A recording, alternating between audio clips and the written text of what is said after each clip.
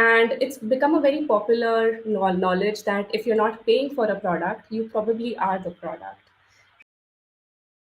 So trust is everyone's responsibility. And as designers, what we can do is start the conversation. We can start questioning our team members. We can start the dialogue around it. Now let's go over some of the guidelines that are around building products with trust woven in.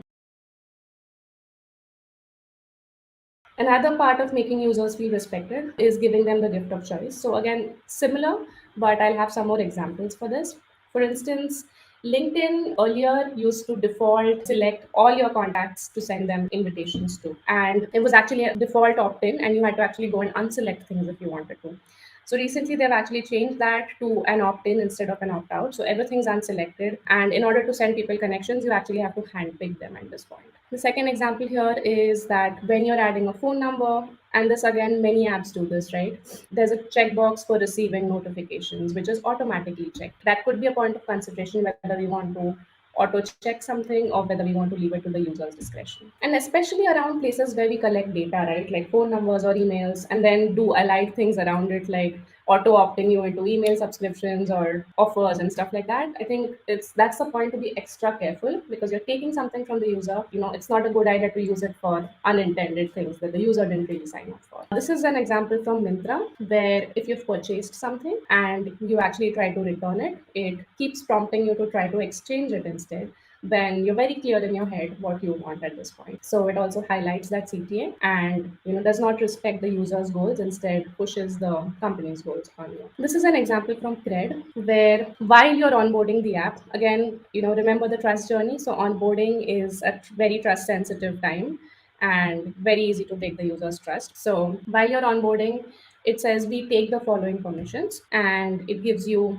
two options, and there's no real option except to grant the permissions. So there's a lack of real choice. Also, the way the copy is, right, like we take the permissions, it could be more humble, like would you be okay with giving the following permissions? And the good thing is that they've tried to explain how it helps, which is good. And the deny permission is actually again very hidden. Also, the accessibility aspect of this page is quite messed up. I'm not able to read half the things, even as not a visually impaired user, but even someone with slight vision problems may not be able to read all the text, and especially the deny permission, which is like super low contrast. Another thing is, yeah, the default opt-in when you add a phone number, very common pattern across apps and websites. This is an example from Twitter. This is another kind of a dark pattern at play where it says you're in control. When you want to opt out of ads, it says you're in control. It gives you some text there. It basically has options to only keep certain kinds of ads and does not really let you, turn them off. So there's a lack of real choice here. So the second set of guideline points ensure that the user is adequately informed. But it basically means that give the user all of the information, be transparent, enrich them with that information before they take certain decisions. Let's look at what informed consent means. So there are points in time where you take consents in apps and websites, right? Are you giving them all the information at that point? So this is a simple cookie consent form by LinkedIn where it gives you all of the information regarding what happens when you consent to this and what are the consequences, and also you have an option to accept or manage your preferences. This is an example for Airbnb, again something that they do well is before you actually request to book something, they give you all of the information. So how can you cancel? And the booking does not happen instantaneously. The host actually has to agree to the booking, right? So it says your reservation won't be confirmed until the host accepts your request and then thinks about when you will be charged and so on. So it tells you exactly what you need to know and what your action of request to book will entail. The second thing here is transparency, which is very important. Every app, every website, every service or product has privacy policies and guidelines, and they're generally hidden away in the website somewhere. They're difficult to understand, not in user-friendly language. This is a great example where YouTube actually brings it to the front and levels it with great illustrations, amazing typography. It will actually make you feel like clicking it, and when you actually visit it, it's very easy to understand. And once you understand these things, it makes you a part of the trust journey where you're actually figuring it out, like what YouTube is doing with your data and whether you're okay or not, and you're able to make those decisions. A special note on data and transparency, like what do users want to know? These are the three things on overall that users want to know. What types of data does the company collect? How does the company use it? and what benefit does the user get. This is an example from Swiggy where they have like a good amount of information here as to when you enter an OTP or when you're signing up with your phone number, what it would be used for. The third bucket of things is making users feel safe. And safe could be anything, right? It could mean different things for different apps. So if it is an app that transacts with your money, that is like safety to the next level, right? If it is a dating app, it could mean like feeling secure, feeling private, feeling, not completely out there. It could also mean psychological safety. For instance, for LinkedIn, safety could be around like whether my current employer knows that I'm looking out for a job.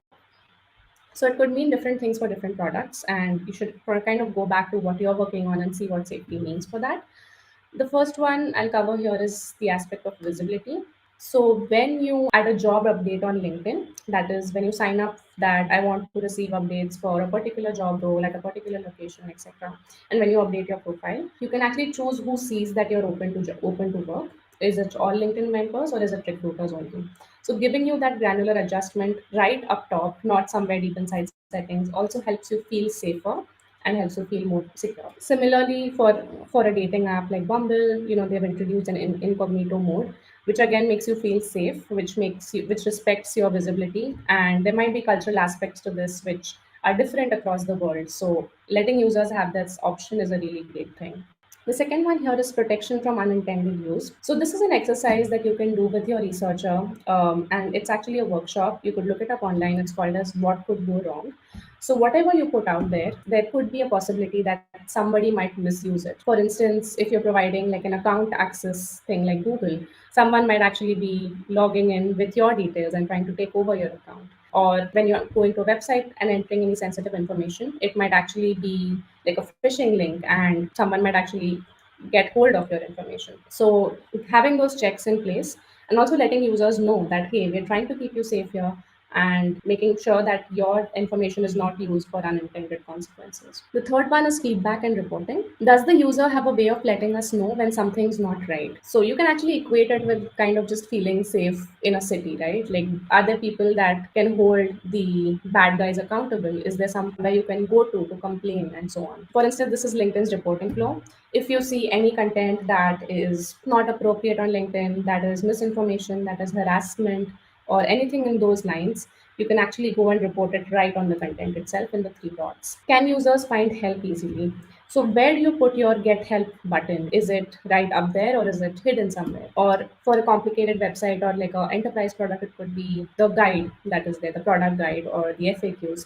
Where is the link to that? So making sure that you can get help without leaving the page actually helps in providing a safer environment. How to build trusted products? Make the user feel respected, which means no dark patterns and giving users the gift of choice. So, what is a dark pattern? Dark patterns essentially mean trying to get the user to do something that is better for your company or your business rather than what is better in their interests. It's also like a very sneaky way of tricking the user into doing something.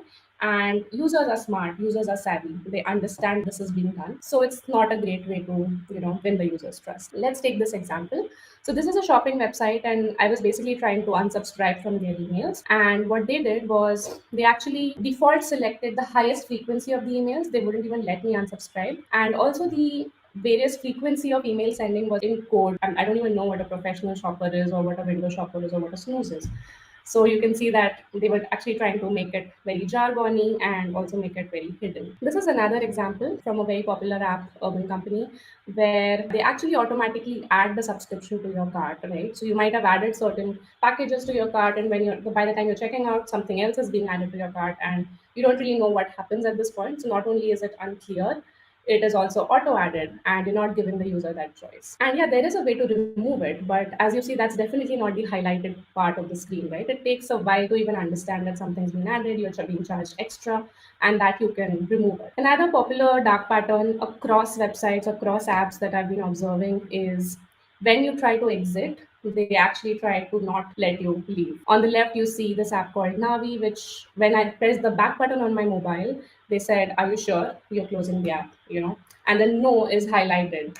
So the wrong kind of CTA is highlighted and it does not respect my choice. In the second one, that's the Hirect app. When I press the back button, it says, "Are you serious?" And then it gives me some kind of a long piece of copy. And then again, continue is highlighted, exit is not. So I think the moral of the story here is that if you love someone, then let them go. The user says, "I want to leave," just let them leave. If the user says they want to do something, just let them have that control. Hey guys, I hope you enjoyed the video. If you did, make sure to give it a thumbs up or let us know in the comments what was your favorite part. If you like such kind of content and want to stay updated on more design related stuff, feel free to subscribe our channel. See you in the next one.